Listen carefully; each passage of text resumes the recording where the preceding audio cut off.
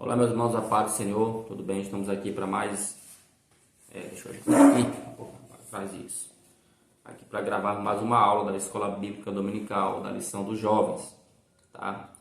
Nós estamos hoje já na quinta lição, tá bom? 4 de fevereiro, né? Na verdade, essa lição aqui está sendo gravada não é no domingo, tá, gente? Mas a lição será dada no dia 4 de fevereiro e tem como tema as falsas doutrinas, tá bom? Uma lição muito boa. Uma lição que vai trabalhar aqui as doutrinas espirituais, porque tem doutrinas espirituais. Na verdade, toda doutrina religiosa ela tem um cunho espiritual, né? Seja ela de Deus ou seja de demônios, como o texto bíblico aqui fala. Falar também um pouquinho aqui da pós-modernidade, o que é a pós-modernidade, tá bom? O que é que ela ensina, que são coisas que fazem parte aí da nossa cultura. E é bom sempre lembrar, antes que alguém nos interrogue e pergunte, mas o que você faz para identificar uma falsa doutrina? Primeiro que você tem que ler a Bíblia, né? Além de orar, você tem que ler a Bíblia. Às vezes você faz parte de uma igreja e você está sendo enganado. Como assim eu faço parte de uma igreja e estou sendo enganado? Porque às vezes tem pessoas que são líderes muito famosos, às vezes são pessoas que têm uma grande popularidade na internet, mas isso não é respaldo, isso não é garantia de que ele possa pregar a doutrina verdadeira, a sã doutrina. Até mesmo, às vezes, a gente pode errar, porque pregar, ensinar é algo que mexe às vezes com a emoção do pregador e do ensinador, tá bom? E tem às vezes o pregador, ele se emociona em cima do púlpito, tá bom? Aí comete erros, depois alguns até corrigem. Mas tem aqueles que de fato eles pregam heresia mesmo o tempo todo. Principalmente aqueles dados às revelações, né? Os mais místicos. Quando eu falo místico, eu falo de pessoas que vivem no mundo, parece que ele não vive nessa terra, ele vive sempre no mundo sobrenatural, ele vive vendo espíritos, ele vive vendo anjos, né? Ele é arrebatado, ele vai no inferno, ele vai no céu, vai não sei por onde. Tome muito cuidado com isso, porque isso também são ensinamentos que têm se espalhado. Na verdade, está presente dentro da igreja, tem gente que acredita mais em revelações, tem gente que acredita mais nesses negócios do que no estudo bíblico. É como eu costumo dizer, se a sua igreja, ela se propõe a dar um estudo bíblico expositivo mesmo, mostrando dentro da palavra aquela doutrina, aí ninguém quer ir, né? A igreja fica vazia, o pessoal diz que é muito chato, é muito cansativo, mas quando é um movimento, aí as pessoas elas têm mais. As pessoas, eu vou dizer assim, principalmente os pentecostais, né? Claro, né? Tem mais assim uma propensão a enveredar por esse caminho. Além disso, tem as músicas também. As músicas, elas também são responsáveis por propagar falsas doutrinas. Tem letras de canção aí cantada dentro das igrejas. Tem grupos, não vou aqui citar nomes para não causar nenhum tipo de polêmica, mas tem grupos que nós costumamos cantar. Os vocais cantam, tá legal? E os caras nem creem na Trindade, por exemplo. Tem grupo aí que você canta dentro da tua igreja que ele nem crê na Trindade. E aí todo mundo bate palma, todo mundo canta, todo mundo, enfim, segue aquela doutrina lá. Mas, tá? Vamos ver o que a lição tem para falar sobre esse tema. Hoje, a base bíblica, ou o texto bíblico da lição se encontra em 1 Timóteo, capítulo 4, do versículo 1 ao versículo 5. Eu vou fazer aqui uma explicação desse texto.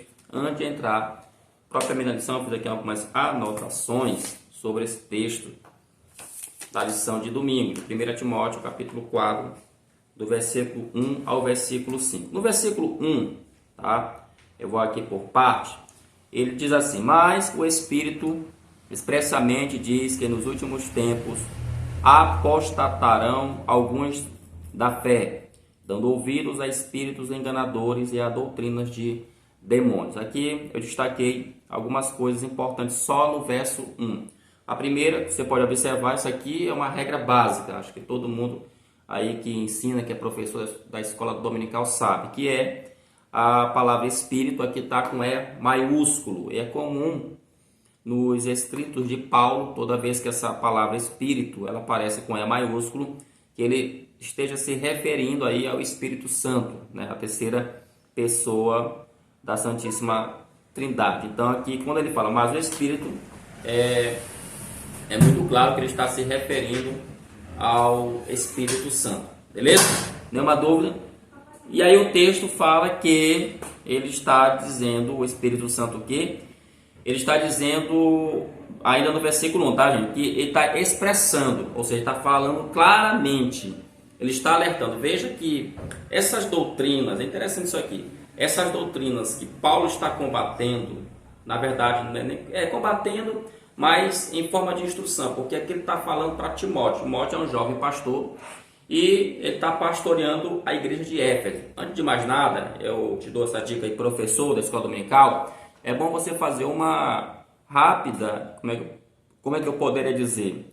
Um estudo sobre o propósito da carta de Paulo a Timóteo. Você vai descobrir que quem era Timóteo? Timóteo era um jovem, mas era pastor, tá? Então, ali Paulo escreve para ele, fazendo ali algumas instruções, dando-lhes algumas instruções pastorais, como é que ele deveria proceder. E dentre dos propósitos dessa carta está exatamente isso, o combate às falsas doutrinas, beleza? E qual era a igreja que estava pastoreando? A igreja de Éfeso. Essa igreja de Éfeso, quem já leu o livro de Atos vai lembrar que aconteceu um caso onde Paulo ali, ele encontrou uma cidade, dizem a história, que a cidade de Éfeso era uma cidade muito mística, muito religiosa. Inclusive foi, se não me engano, lá que ele orou pelo mais jovem, que tinha o espírito de adivinhação. Inclusive as pessoas ganhavam muito dinheiro em cima dela. E quando Paulo ele prega o evangelho nessa cidade, ele expulsa o espírito de adivinhação que estava naquela vida daquela pessoa. Claro, no nome de Jesus, eu falo assim, Paulo expulsou. Eu não estou dizendo que Paulo tinha autoridade para fazer isso. Ele faz isso no nome de Jesus. Ele prega o evangelho, as pessoas se convertem e diz a história que eles queimaram ali os seus livros de mágica, de livros relacionados à religião deles, ok? Eu sei que isso causou um problema muito sério, porque vocês sabem, irmão, aí Paulo estava mexendo com o ganha-pão dos caras, né? Então o comércio girava em torno disso. Mas isso é evangelho, meus irmãos. O evangelho, na aula passada, a gente falou um pouco sobre cultura. O evangelho, ele não se adequa a cultura nenhuma. Isso aí é fato. Às vezes as pessoas dizem que o evangelho ele tem que ser bonzinho, ele tem que se adequar, tem que analisar as pessoas, né? Não tem isso não, gente. O evangelho ele é o poder de Deus para a salvação de todo aquele que crê. Olha como é que a Bíblia está falando. O evangelho é o poder de Deus para a salvação de todo aquele que crê. Ou seja, o evangelho não é para quem não crê, o evangelho é para quem crê. Então quem realmente quer mudar, para mudar ele tem que crer no poder do evangelho. Porque se ele não crê, não adianta. Você lê a Bíblia e não crê. Se você não crê, não adianta. Isso aqui não é mágica. A Bíblia ela não é mágica. O evangelho ele não é mágica. O texto é claro, o evangelho ele é poder? Sim, ele é poder. Ele pode mudar? Sim, ele pode mudar. Mas somente na vida de todo aquele que crê. Então, o que eu estava falando exatamente, então o evangelho não se adequa à cultura. Então o evangelho não vai aceitar uma cultura anti-Deus, tá? Não é anti-igreja, é anti-Deus. As igrejas têm apenas a obrigação e a missão de representar Deus na terra. A nossa missão como igreja é representar Deus aqui na terra. Mas a missão não é da igreja A, B ou C. A missão ela é de Deus, como diz uma palavra muito usada dentro do estudo da missiologia. A missio Dei, ou seja, a missão não é nossa, a missão é de Deus. É Deus quem dá a missão. Deus é quem escolhe os seus arautos, ou seja, os seus pregadores. Deus escolhe exatamente as pessoas para fazer a sua obra aqui na terra. Logo, nós não temos que ficar se dobrando a cultura A, B ou C, porque isso aí é uma discussão que está muito dentro da pós-modernidade. A gente vai já ver isso aqui mais lá na frente. Então, aqui no versículo 1, fala, mas o Espírito, já expliquei, a palavra Espírito está com E maiúsculo aqui, beleza? e aí a palavra aqui é uma referência ao Espírito Santo, fala que esse Espírito, ele é o próprio, ou seja, o próprio Espírito Santo. Isso mostra que a igreja, ela não opera sozinha, a igreja ela não é uma mera instituição, a igreja não é uma mera organização social, não, a igreja ela é um órgão espiritual. Vocês sabem que a igreja ela tem duas formas de ser encarada: uma forma institucional, que são as denominações, que são muitas, e tem a igreja universal ou igreja invisível de Cristo na Terra, que essa não faz parte de denominação, essa faz todas as pessoas no mundo inteiro que aceitaram Jesus de coração, que creem realmente nele, fazem parte dessa igreja. Então, quem governa essa igreja é o Espírito Santo. Por isso o texto começa falando, mas o Espírito expressamente, ou traduzindo, declara, né, ou fala claramente. O que ele fala? Continua no versículo. E nos últimos tempos, nós estamos vivendo os últimos tempos? Sim, essa é uma expressão muito comum também nas cartas de Paulo. Nos últimos dias, nos últimos tempos, isso é muito... são palavras, irmãos, isso aqui é interessante. Essas palavras que aparecem em Paulo, como por exemplo, nos últimos tempos, nos últimos dias, é uma característica desse escritor. E quando ele escreve, tá, uma carta, uma epístola, usando esses termos, é porque ele está se referindo já ao fim ao fim da história humana. Quando isso vai começar, a gente não sabe, mas é claramente uma expressão que ele está usando, uma expressão até considerada um tanto escatológica, né? Mas é uma expressão também que é para a igreja ficar atenta, porque os sinais que ele vai dando acontecem dentro dessa expressão, nos últimos dias, nos últimos tempos, tá bom? Algumas coisas vão acontecer, e essas coisas que vão acontecer são sinais, beleza? Aí ele diz aqui, fala aqui que nos últimos tempos, né, alguns apostatarão, alguns da fé, dando ouvido a espíritos enganadores e a doutrina de demônios. Esse é o versículo 1.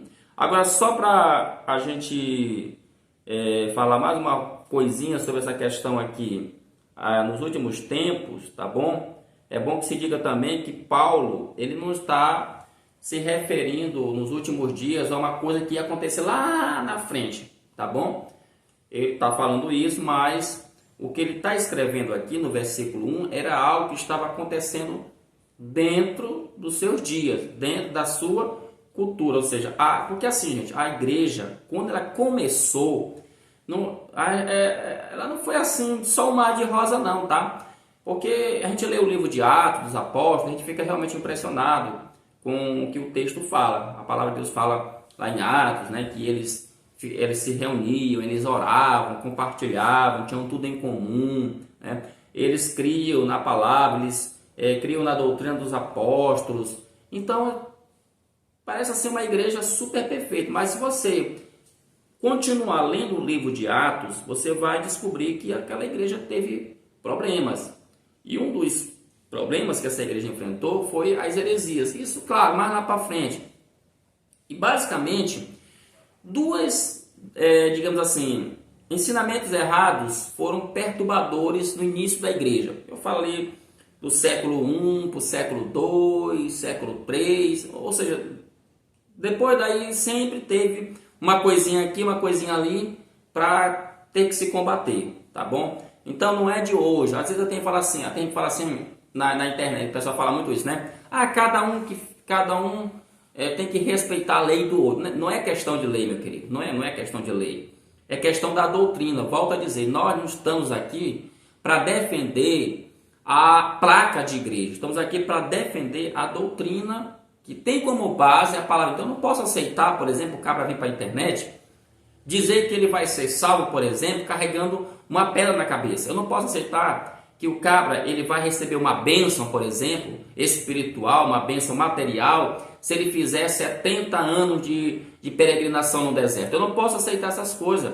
Eu não posso, como igreja de Deus, não só eu, mas qualquer um que lida com o ensinamento, ele não vai aceitar isso porque é errado, tá? Ele tem que entender, essas pessoas têm que entender que não existe essa historinha de existe várias verdades, é a tua verdade, é a minha, não existe isso. Quando se trata, até porque a palavra verdade, gente, pelo amor de Deus, né? A palavra verdade, ela já no seu próprio significado, ela já é profundo, porque para algo ser verdadeiro, ele tem que passar por comprovação, ele tem que passar por teste. A verdade, ela não se dá pela emoção, a verdade, ela não se dá pelo achismo, pelas hipóteses, pela teoria. Não, a verdade se dá por algo concreto. É algo que a minha cognição, a minha mente, a minha razão, ela consegue compreender pelas vias de fato, ou seja, pelos testes. Hoje a gente vive numa cultura que a verdade não é absoluta. Como que a verdade não é absoluta? Até o simples fato de eu pronunciar a palavra, a verdade não é absoluta, eu já estou dizendo uma verdade. Ou seja, eu quero criar uma tese, eu quero criar uma teoria, onde essa teoria tem como base fundamental o quê? A verdade não é absoluta. Só que isso não existe, né? Beleza? E aí o versículo 12 ele fala, falando sobre as duas heresias, antes que eu me esqueça, quais eram as duas heresias que estavam afrontando essa aí? De acordo com Champlin, duas heresias ali afrontavam a igreja ali de Éfeso, onde o pastor Timóteo estava a pastorear. Era a questão do judaísmo e as suas ramificações, beleza?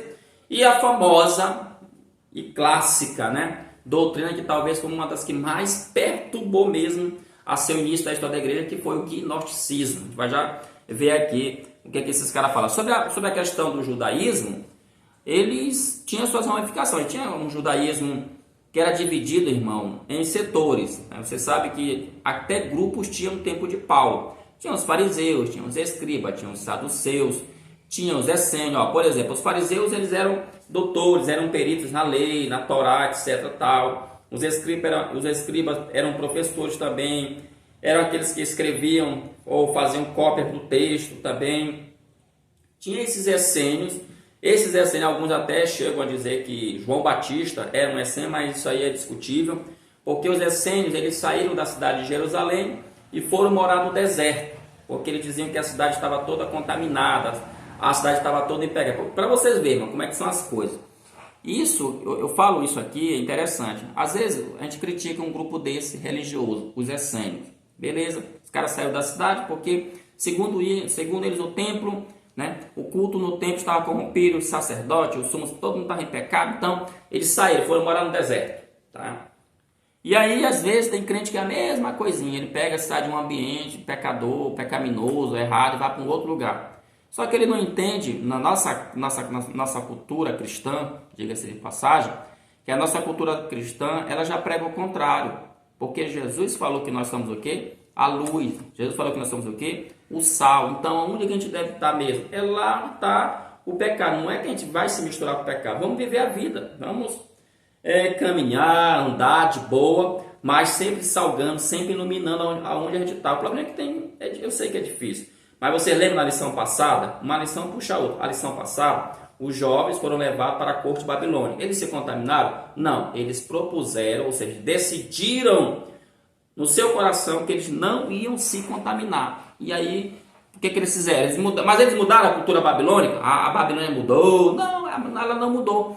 Mas quando a cultura apertou ele, quando o sistema apertou ele, eles glorificaram o nome de Deus naquele ambiente agressivo, naquele ambiente contrário. Ou seja, mostraram que a glória de Deus, ela não tem lugar para se manifestar. Ela não tem lugar para se manifestar, ok? E esse judaísmo tinha os essênios, como eu falei. Tinha também os saduceus, uma doutrina dos saduceus, que eles não acreditavam. Duas, basicamente. Eles não acreditavam em ressurreição.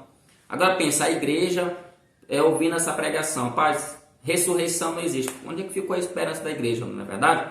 E eles também não acreditavam em anjos também. Quando de Gênesis e Apocalipse você vai encontrar inúmeros textos, né, que falam sobre anjos. Então, essa era uma das muitas heresias que esses caras pregavam. E os gnosticismos, isso aí eram... Só para finalizar, essa questão do gnosticismo, eles eram um tipo de movimento filosófico religioso.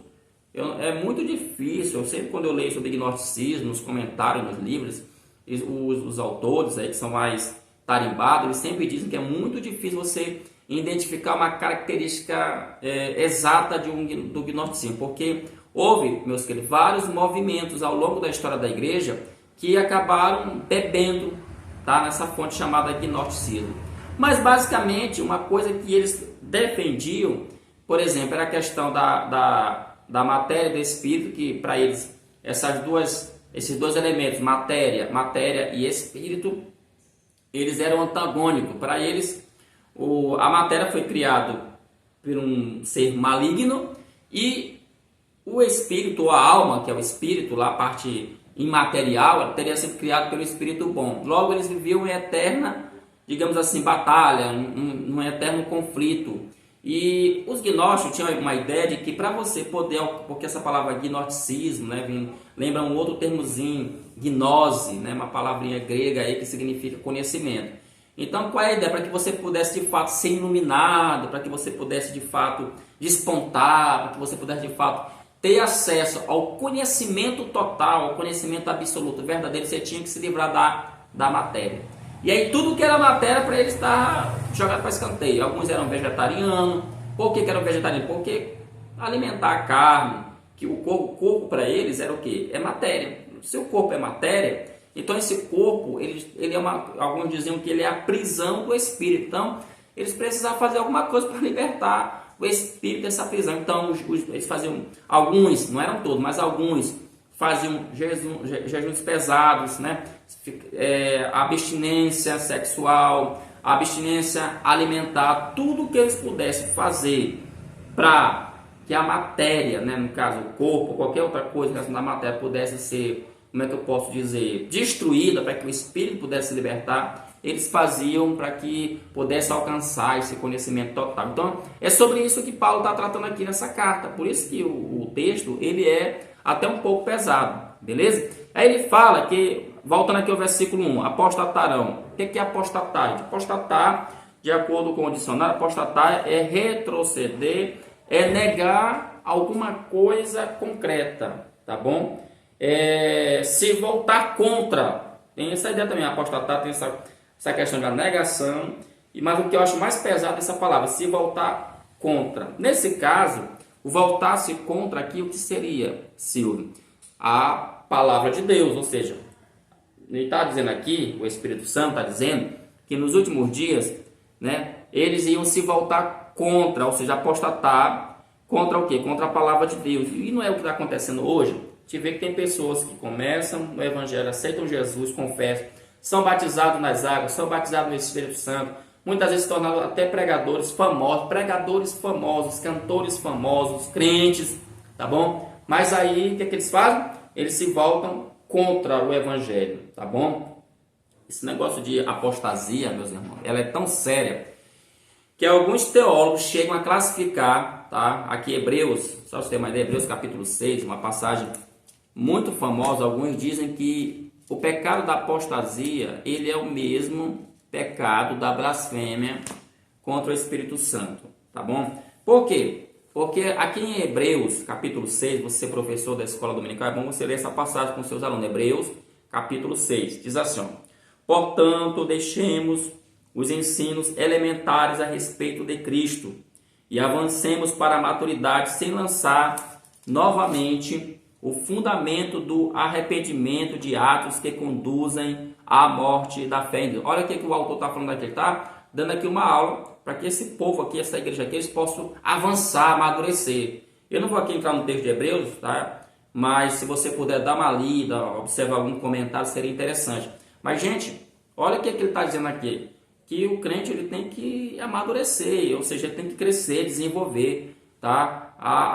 Ele não pode ficar o tempo todo parado só no lugar, tá bom? Aí ele fala, versículo, da instrução a respeito de batismo, da imposição de mãos, da ressurreição dos mortos e do juízo final. Olha, juízo eterno. Assim faremos, se Deus permitir. Ora, versículo 4, para aqueles que uma vez foram iluminados, provaram o dom celestial, tornaram-se participantes do Espírito Santo, tá? Experimentaram a bondade da palavra de Deus e os poderes da eras que há de vir, e caíram, tá? Ele fala, e caíram, é impossível que sejam conduzidos ao arrependimento, pois para si mesmos estão crucificando de novo o Filho de Deus, sujeitando a desonra pública. Olha o que ele está dizendo.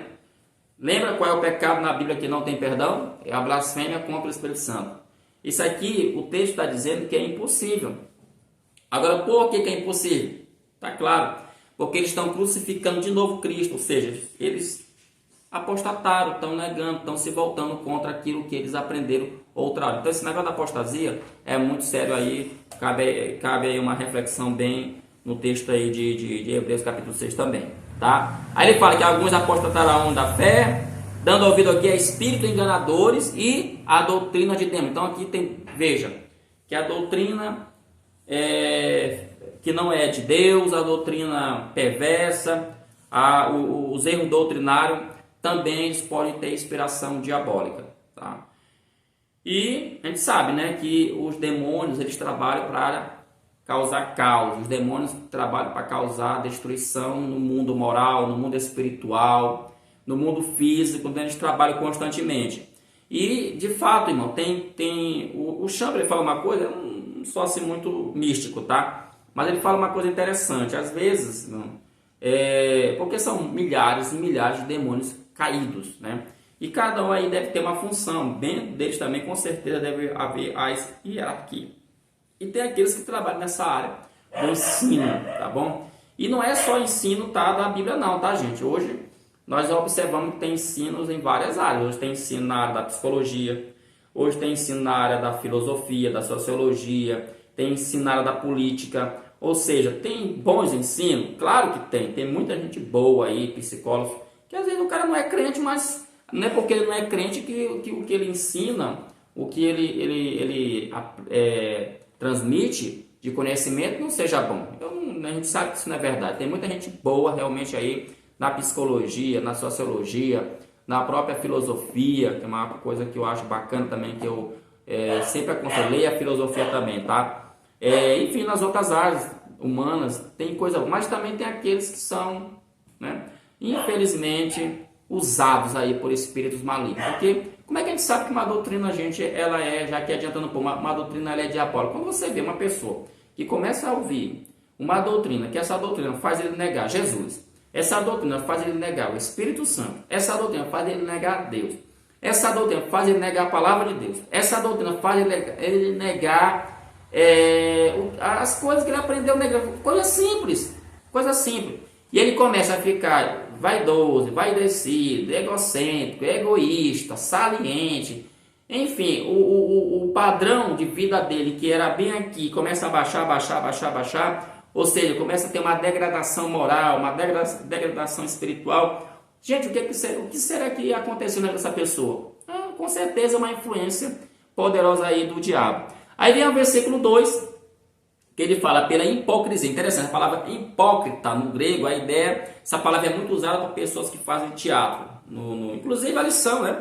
A lição, ela tem, se você analisar bem, uma máscara, né? Tem que uma máscara, isso aqui, no teatro grego, eles tinham isso, né? Tinha a máscara lá, a máscara da alegria, a máscara da tristeza, a máscara de estar zangado. Pois é, isso aí é chamado de hipócrita, porque o hipócrita, ele é o quê? Um ator, ele só atua. E olha o que o texto fala: pela hipocrisia de homens que falam mentiras, ou seja, estão atuando, eles falam mentiras. Eles são o quê? Atores que estão pregando mentiras. Então, o mentiroso, quando ele está falando, parece assim, né, que aquilo que ele está dizendo é algo tão real, né? Tem até um ditado popular que diz assim: uma mentira que é muitas vezes dita acaba se tornando uma verdade. Só que isso aí é uma mentira, tá, gente?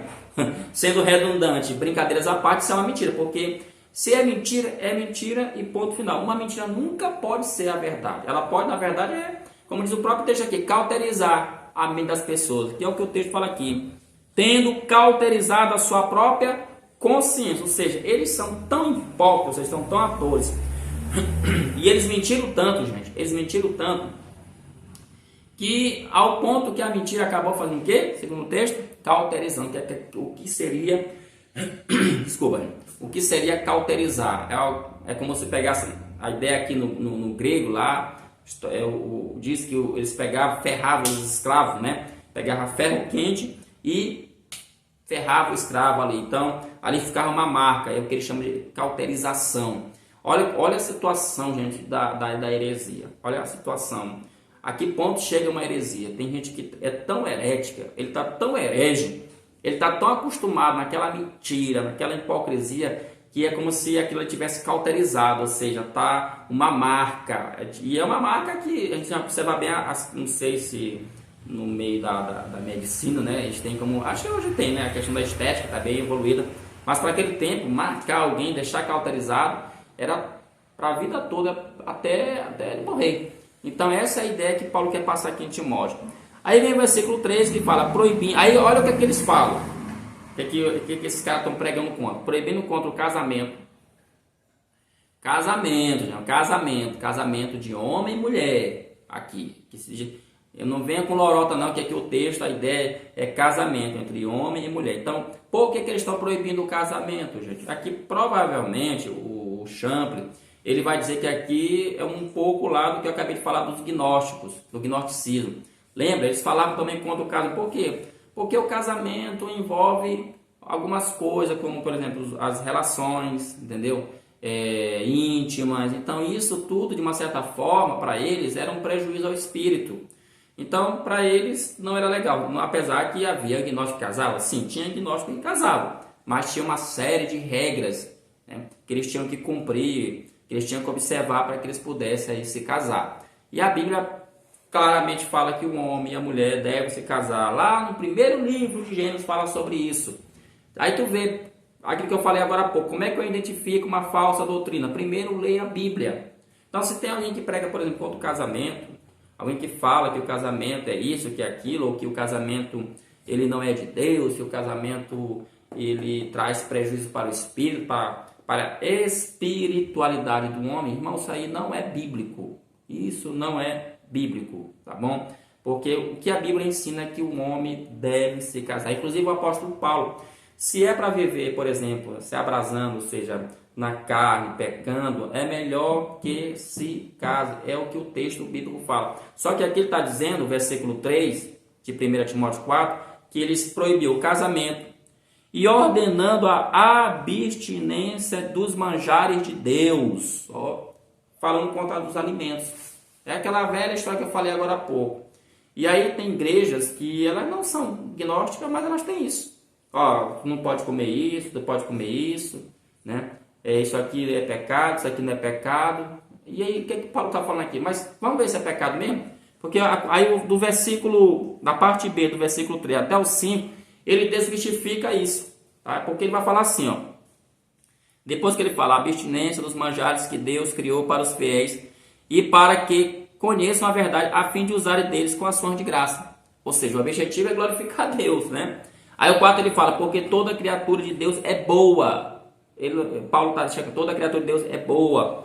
E não há nada que rejeitar sendo recebido com ações de graça. Aí o versículo 5, porque pela palavra de Deus e pela oração é santificada. Então não tem essa, que o alimento A, B, né? O A pode se comer e o B não pode se comer. O C pode se comer e o D não existe isso. Aí o versículo 5 ele é um checkmate, porque quando ele fala assim, porque pela palavra de Deus, não é pela palavra do pastor, não é pela palavra do líder, não, é pela palavra de Deus. E pela oração, olha aqui ele falando aqui o valor e o poder que tem uma oração. Por isso que os cristãos costumam orar antes de almoçar, antes de tomar um café, tá bom? Você já orou hoje, né? É bom que se diga, né? Às vezes eu não costumo, perdão aqui, mas eu não tenho muito hábito de fazer essa oração, assim, antes de tomar meu café. Eu oro depois, não que eu não ore. Mas tem cristão, e é bom que seja assim mesmo, que ele ora mesmo, ele agradece. Tem até uns que dizem assim na oração, né? Senhor, abençoe esse alimento, que ele não venha nos fazer mal. Aí alguém diz assim, meu Deus, eu fiz essa comida com tanto amor, eu fiz essa comida com tanto carinho. Pois é, mas ela pode fazer mal, tá? Mas o Paulo está falando aqui que aquilo que é feito pela palavra e pela oração é o que? É santificado, ou seja, é separado. É separado. Então, essa historinha de querer proibir isso, proibir aquilo, Paulo vai chamar isso de doutrina de demônio. Beleza? Fazendo essa rápida retrospectiva, ok? Com essa palavra não sai aqui do texto bíblico. Nós vamos agora aqui para a lição rapidamente, tá bom, gente? O primeiro tópico fala sobre a doutrina de demônios. O primeiro subtítulo ele fala doutrina de demônios. O que são, né? O que são doutrina de demônios? Já falei o que são essas doutrinas de demônios. Olha, um exemplo clássico de doutrina de demônio. O primeiro casal passou por isso, gente. O primeiro casal, Adão e Eva, eles diretamente passaram por isso, porque quando Deus cria Adão, cria Eva, ele coloca ali uma regra. Vocês devem lembrar que ele coloca uma regra, apenas uma, por sinal, né? Qual era essa regra? Que eles não comessem, eles não tomassem ali do fruto do conhecimento do bem e do mal que estava lá no jardim do Éden. Deus deu toda uma instrução, tal, diz a Bíblia que todo dia ele vinha, visitava o casal, falava com eles, e eles tinham todo aquele jardim, todo aquele pomar para desfrutar, além da vida doce, ok? Só que aparece a serpente, que é a figura que simboliza Satanás, e o que ele faz? Ele traz uma nova doutrina. E vocês vão lembrar que na discussão teológica, na discussão deles lá, quando a serpente diz assim, para eles comer e tal, a mulher replica, não, a gente não pode comer porque Deus... Aí ele fala, não, rapaz, Deus não quer que vocês comam, porque Ele sabe que no dia que vocês comerem desse fruto, vocês terão conhecimento aí poderoso, um conhecimento aí do bem, vocês terão conhecimento aí do mal, entendeu? Ou seja, ele levanta uma questão, e é o que exatamente acontece, principalmente nessa faixa etária da juventude. O jovem é muito danado, digamos assim, ninguém gosta dessa parte danada, né? Mas o jovem ele é muito propenso a essas coisas. Quando alguém lembra, mas será que... Por quê? Os porquês, né? Por que isso? Por que aquilo? Né? Aparecem essas perguntas aí. O jovem gosta de fazer essas perguntas. E isso é ruim? Não, não é ruim. Mas pode ser muito perigoso para você, meu jovem. Principalmente se você não tiver capacidade para lidar com isso, né? Meu cachorro tá ali, né? E ele é um herege. Aí ele continua aqui, ó. Segundo subtópico, a doutrina de demônio e as suas produções. A doutrina de demônios é o ato de se ler de forma errada as escrituras sagradas. Viu? É o que eu falei agora. Como é que se forma a doutrina errada? O cara lê a Bíblia e ele interpreta errado. É o que eu acabei de falar. Gente, não é só ler. Não é só orar. É bom que se ore, é bom que se leia a Bíblia. Mas é bom que você também aprenda um pouco sobre interpretação de texto. Tá bom? Olha, a gente sabe, a Bíblia, por exemplo, nas nossas versões de língua portuguesa, ela tem as palavras aqui, o texto, ele está dentro de uma regra gramatical. Tá bom? Às vezes o cara não sabe o que é um verbo, ele não sabe o que é um pronome, ele não sabe o que é uma vírgula, ele não sabe o que é um acento circunflexo, ele não sabe o que é uma aspa, ele não sabe o que é um ponto final, um ponto continuando. A gente percebe que até na leitura da escola dominical, tá? Só um minutinho, gente, tá? E Max! Sai daí, Max! Sai daí, Max! Sai daí! Sai daí, Max! É o cachorrinho aqui, gente, tá? Às vezes a gente percebe que até na leitura da escola dominical, meus irmãos, a gente percebe ali que o pessoal não consegue acompanhar. Vamos fazer a leitura. O pessoal daqui. Mas o Espírito expressamente diz que nos últimos tempos apostatarão alguns da fé, dando ouvido a espíritos enganadores e a doutrina. Ou seja, o cara não tem pausa, não paralisa, não respira. Parece que ele vai narrar um gol de futebol. E não é assim que funciona, tá?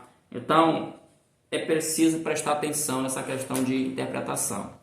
Aí, para quem é professor da escola dominical, eu sempre tenho dito isso aqui, gente, pare primeiro para fazer uma pequena análise do texto bíblico, ou seja, faça uma pequena interpretação do texto.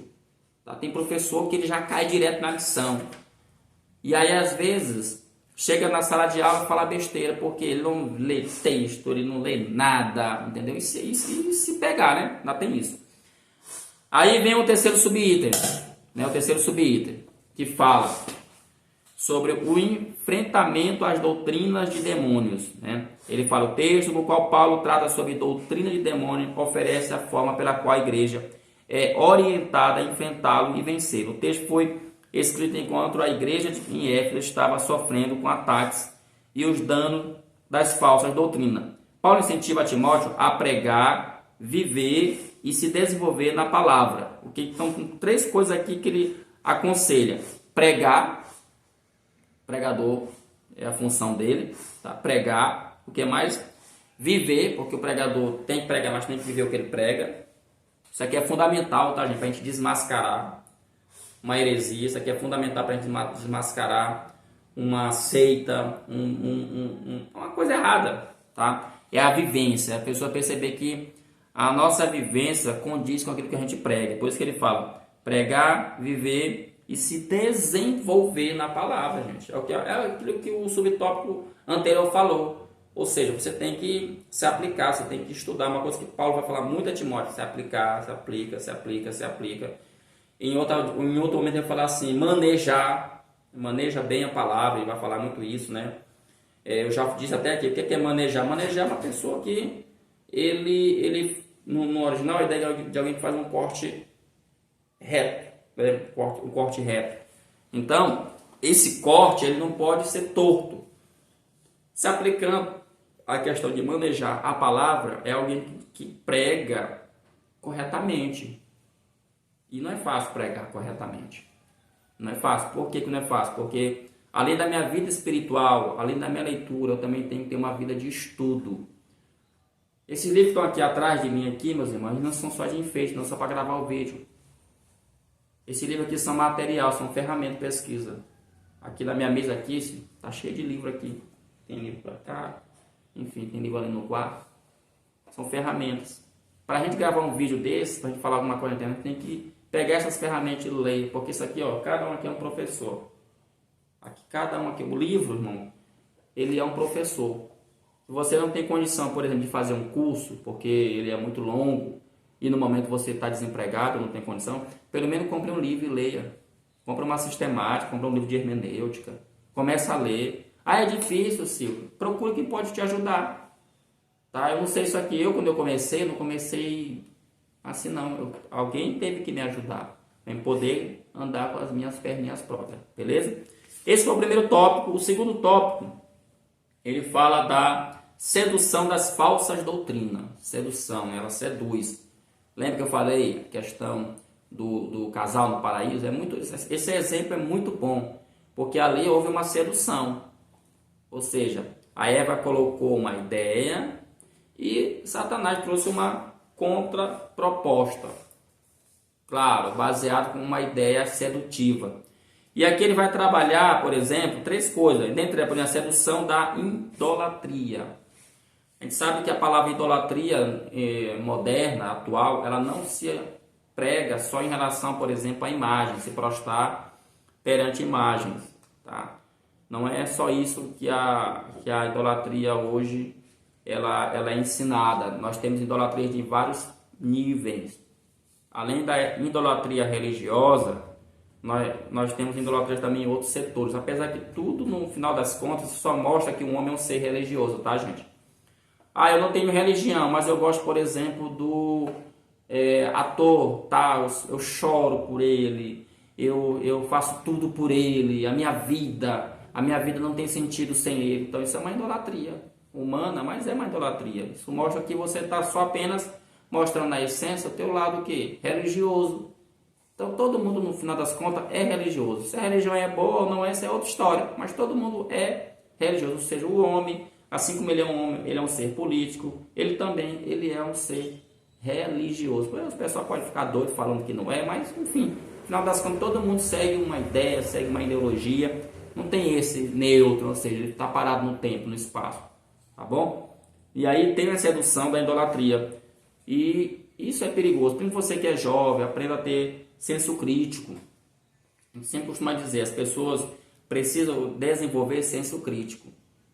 Porque aquele que não desenvolve um senso crítico, ele fica refém de tudo que se fala, de tudo que se diz, de tudo que se ensina. E acaba caindo num campo de idolatria sem fim. E aí, meu irmão, a idolatria por pessoas, por exemplo, é perigosa. É perigosa. Por que é perigosa? Porque tem gente que comete loucuras.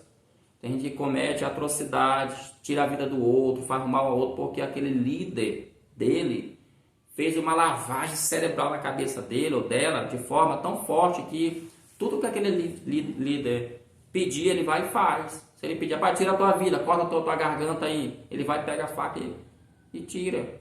Porque é uma idolatria, tá cega, é uma paixão que realmente cegou a razão completamente dessa pessoa. Então tome cuidado com esse tipo de doutrinas também, que são ensinadas. Não veio um tempo atrás aí, a juventude dos adolescentes, aquele negócio do desafio da baleia azul, o tanto de jovem aí, teve gente que tirou a vida, né? Foi vários vídeos na internet de pessoal se cortando, desafio. Olha que loucura, o cara me faz um desafio, e o desafio, ó, você tem que cortar o pulso. O desafio você tem que quebrar a janela de um veículo. O desafio você tem que tocar fogo numa casa. Quanto maior for o desafio, mais valor você tem. É que nem no mundo aí da criminalidade, mais idolatriador, do jovenzinho. Aí eu quero ter poder. Como é que eu quero? Mas ele não quer ter poder, tipo assim, estudando, indo para a escola, fazendo fundamental, um médio, indo para a faculdade. Ele não quer fazer isso. Para amanhã ele estar num bom emprego, né, ser um médico, ser um engenheiro, ou até mesmo dono do seu próprio negócio. Não, ele quer um negócio que ele tem uma arma de fogo, né? Aí isso aí para ele é poder. Olha a ideologia. Agora me diga se isso não é uma coisa maligna. Porque bom não pode ser, gente, eu pegar e tirar a vida do meu próximo. A Bíblia fala que Jesus deixou 2 mandamentos: amar a Deus sobre todas as coisas e ao próximo como a mim mesmo. Quando eu faço o mal para o meu próximo, eu estou cumprindo esse mandamento? Com certeza não. Um outro, o segundo subitem, ele fala sobre a sedução do relativismo. Mas isso aqui é algo muito sério. Porque é aquilo que eu falei. Hoje o que mais se prega dentro das universidades, em cursos, né, principalmente das áreas humanas, é isso, é o relativismo. Não existe verdade absoluta, a vida pode ter 2 visões, 2 caminhos, 3 caminhos, 4 caminhos. E a gente pensa que isso é besteira, né? A gente pensa que isso é bobagem. Mas, meus queridos, isso não é, porque essas ideias que estão sendo pregadas hoje, no movimento filosófico que nós estamos vivendo, chamado pós-modernidade, isso tem influenciado diretamente a vida da sociedade. A gente vê que já existe várias concepções de vida. Por exemplo, na questão familiar, a gente vê aí como é que está hoje a família. Não existe mais uma ideia de família tradicional, homem e mulher. Hoje, claramente, se defende que a família pode ser também com 2 homens, que a família pode ser 2 mulheres, que a família pode ser um homem com 2 mulheres, que a família pode ser uma mulher com 2 homens, que a família pode ser só uma mulher e um cachorro, uma mulher ou um homem, um gato. Então, isso aí, o conceito de família mudou. Por quê? Tudo é relativo, não existe uma verdade absoluta. E aí você que é jovem, eu quero te chamar a atenção. Se você chegar até aqui nesse vídeo, você professor, chame a atenção. Esse negócio, professor, você pode dizer assim, professor, papai ou mamãe, enfim, pastor, líder, seja lá quem é que está sob você como autoridade. Isso não tem nada a ver, isso é besteira, é bobagem. Olha, eu quero te dizer que não é bem assim. Hoje você pensa assim, talvez, porque você ainda não tem maturidade. Quando eu falo assim, maturidade, ou seja, você não desenvolveu ainda completamente a sua cognição racional, espiritual, social e até física também, tá? É bom que se diga isso, que nós também estamos, você que é jovenzinho, está com 15 anos, está se desenvolvendo também fisicamente, a voz, enfim, tudo vai mudando. E aí alguém vai, aí que mora o perigo. Tudo que eu falei ainda tem um perigo ainda. Por que, Silvio? Porque alguém fala assim, então é por isso mesmo que o jovem crente, ele não deve ficar firme ou preso em uma ideia de igreja. Preste atenção, jovem. Não é preso numa ideia de igreja. É preso, é se submeter, na verdade é essa. A palavra de Deus. E o que é a palavra de Deus? A Bíblia.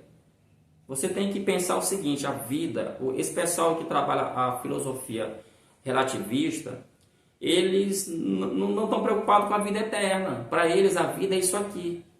Eles são adeptos à teologia do materialismo, eles são adeptos à teologia do evolucionismo, da filosofia. O que essas ideologias ensinam? Que o homem ele é um produto da evolução. Então, como ele está evoluindo, é natural. Então, hoje tu pode ser cachaceiro, mas quer dizer que amanhã tu pode ser um doutor. Então, isso é um processo. Isso não é verdade, gente. Você pode ser hoje, começar a tomar aqui uma cachaçinha, fumar aqui um cigarrinho, amanhã tu ser um traficante, amanhã tu ser um cachaceiro, tu dormir na calçada. Ou seja, Tu vai jogar todo o teu sonho de vida, todos os teus planos para o futuro fora. E um detalhe, você que é crente, existe uma vida eterna. Logo, a gente não sabe o dia que a gente vai morrer. Eu quero deixar aqui só Eclesiastes capítulo 12. Leia isso também. Lembra-te do teu Criador no dia da tua mocidade. Lá não está escrito para você lembrar do teu Criador no dia da tua velhice, não. Agora sim, agora eu sei o que eu quero para a minha vida. Eu descobri que eu tenho que ir para a igreja. Beleza, aí tu vai para a igreja. Está cheio de diabetes, problema de coração, pressão alta, não consegue andar, talvez está na cadeira de roda. Ou seja, quando na juventude podia usar toda a tua força, porque é um dom de Deus, para fazer a obra, para ajudar no reino de Deus, agora tu vai apenas o quê? Ficar lá assistindo um culto e se der, tu entrega um folheto, faz uma oração, sendo que você poderia ter feito mais. Não que Deus ele despreze os velhos, não. Até porque a Bíblia também fala que na velhice ainda se dará fruto na velhice.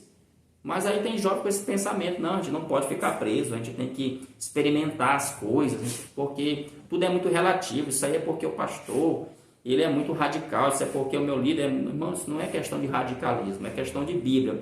Leia Eclesiastes capítulo 12, lembra a lição do domingo passado dos jovens que escolheram se submeter à palavra de Deus, escolheram não, volta a falar aqui, a não se envolverem com a cultura babilônica. E o terceiro subido para fechar fala sedução do hedonismo, do prazer. Isso aqui também é muito forte, tá?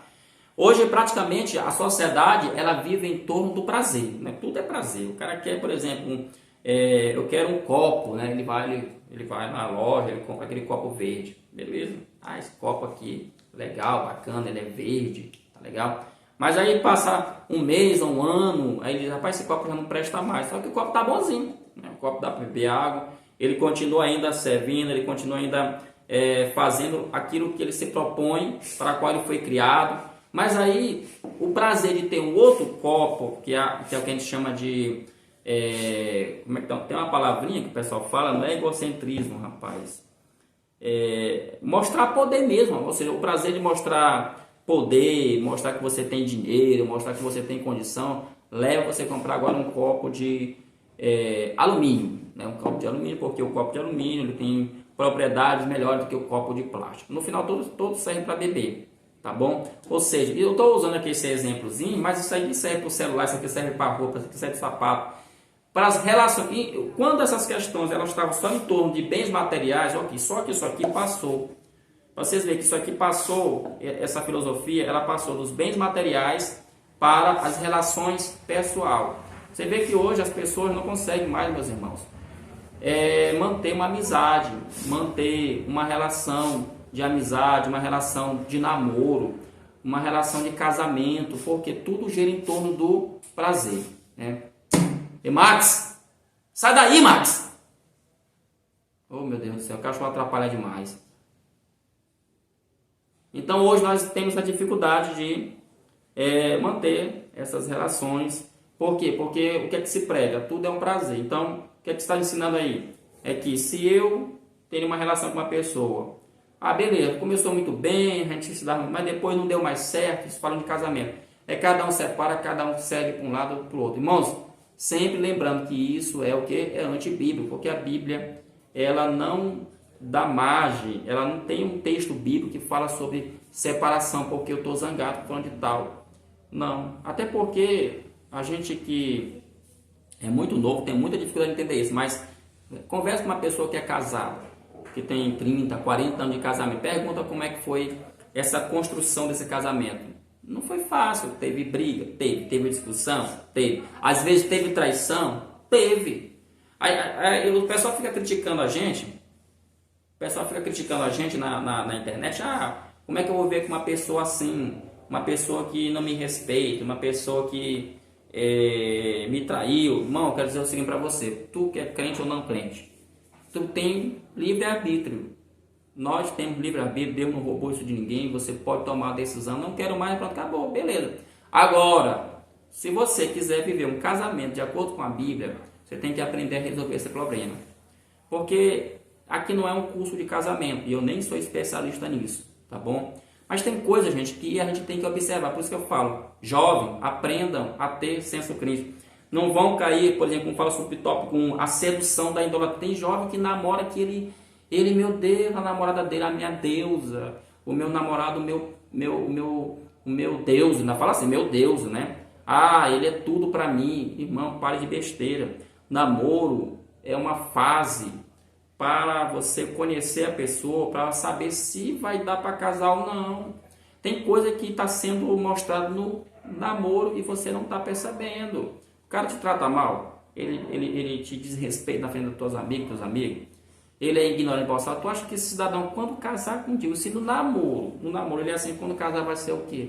Essa menina da minha forma é ignorante, boçal, é preguiçosa, não faz nada. Tu acha que quando ela casar contigo ela vai melhorar? Não vai melhorar. Então tem coisas assim que no namoro são dadas, são faladas, mas a gente está, como fala aqui a lição, né? A gente está muito, existe uma idolatria, porque quando você não consegue enxergar erro na pessoa com quem você está, você tem a capacidade de dizer que ela é perfeita, que ela é o grande isso, aquilo, mas você se tornou um idólatra, porque perfeito, quero deixar bem claro que perfeito só tem um, é Jesus, perfeito só tem um, é Deus.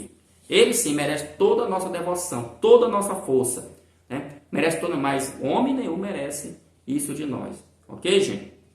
Então tome cuidado com essa questão aí da sedução também do hedonismo, essa questão do prazer desenfreado. Hoje isso aqui é como eu falei, isso aqui, esse temazinho aqui, ele pode ser muito explorado, mas ele está em vários campos, até mesmo na questão da comida. Hoje em dia a gente é uma variedade de comida, assim, mas tudo industrializado, né? Ontem eu estava até conversando com um amigo sobre isso.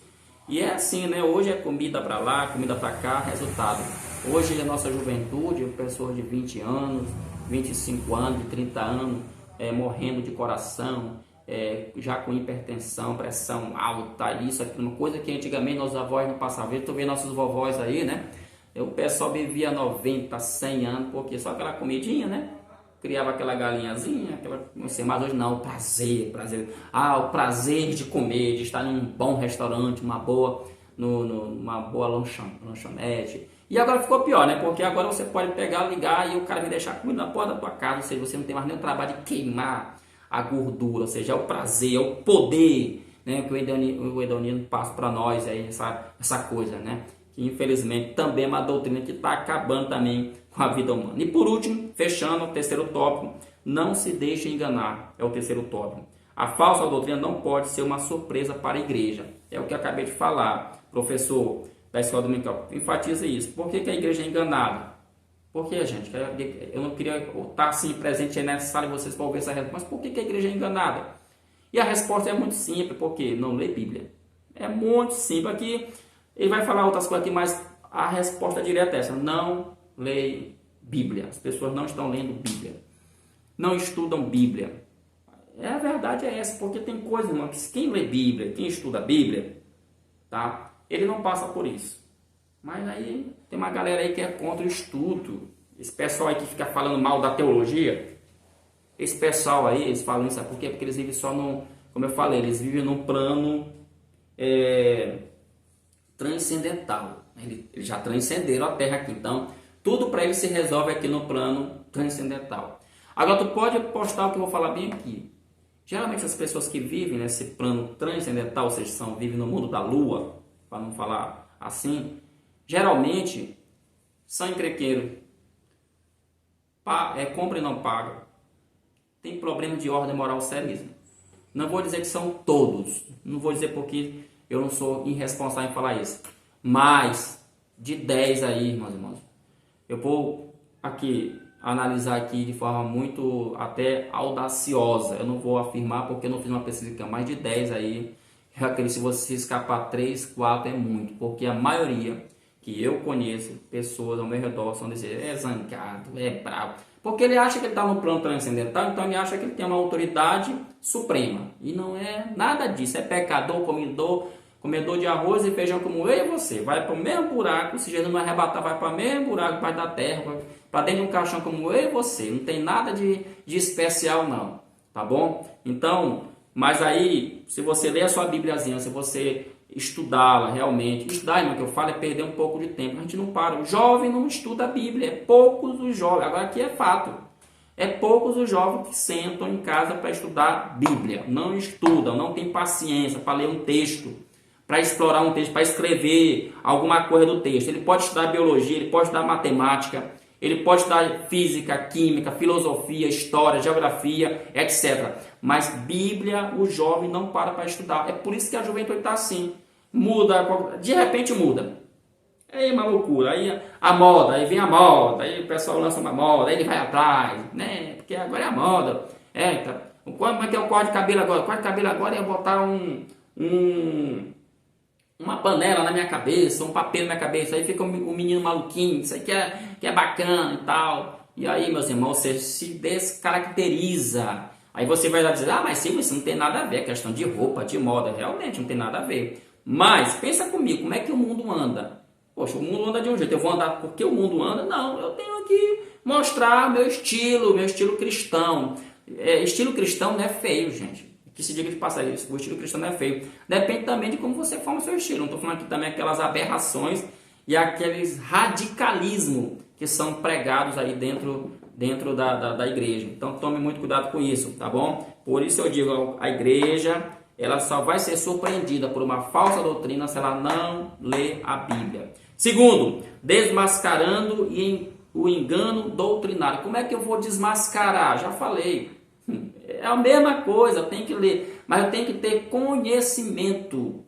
E para ter conhecimento, você tem que cavar, buscar, procurar, pesquisar, ler, estudar. Você, meu jovem, talvez muita gente, eu gravo esse vídeo aqui, eu sei que tem gente que não vai nem até o final. Não vai até o final. Nós temos muita dificuldade, nós brasileiros, muita dificuldade de estudar. Nós temos dificuldade de ler um livro, nós temos dificuldade de fazer um curso. Tudo é muito difícil. Eu não tenho dinheiro, eu não tenho isso. Mas aí você gasta dinheiro horrores, como a roupa, como o sapato, com o celular, com o computador, com o tablet, com comida. Se a gente for botar no papel, na ponta do lápis, quanto a gente gasta com comida durante o ano todo, dá para você fazer um curso pelo menos um ano aí. Dá para fazer. Mas tudo é uma dificuldade. Principalmente, é fato, no meio pentecostal, principalmente quando se fala em estudar, isso aí é um tapa na cara. Meu Deus, para que estudar se o Espírito Santo... Na verdade, tem pentecostal que ele quer tudo prontinho. Só que isso não vai acontecer, meu amigo. Você vai continuar falando besteira na escola dominical, você vai continuar pregando besteira na escola dominical, você vai continuar passando vergonha, porque vai ter aluno que estuda, vai te fazer pergunta, vai te indagar e você vai passar vergonha. E aí como é que você vai desmascarar? Chega, por exemplo, um professor na universidade falando do ateísmo, do materialismo, do evolucionismo, dizendo que isso é ciência, que é verdade. Como é que você vai desmascarar? Como é que você vai debater com um professor da universidade se ele tem mestrado, doutorado, um homem que foi para a Alemanha, para os Estados Unidos, foi para a França? Porque esse pessoal que estuda, ele não fica aqui não. Eles começam aqui, mas depois a própria universidade, vendo o talento deles, envia eles para outros lugares, eles vão estudar, meu irmão. E aí você está lá naquela mesma papinha velha, aquela mesma aguinha com açúcar. Não vai, como diz o livro de Hebreus, não progride. Aí não tem condição, como é que vai desmascarar? Para desmascarar tem que ter ferramenta, para desmascarar tem que ter senso crítico, tem que ser perito. E eu confesso que é poucos. Eu acho tão bonito. Tem uns caras aí na internet, aí, cara, uns caras bons na internet. Tem um americano, um filósofo cristão americano chamado William Craig. O cara é bom, rapaz. O cara sabe, assim, tem muito vídeo dele na internet, muito vídeo bom do William Craig que você pode estar assistindo. Ele vai para a universidade e chama para o debate ateu, chama para o debate evolucionista, fala para o debate, ou seja, ele vai desmascarar que aquilo ali não é verdade.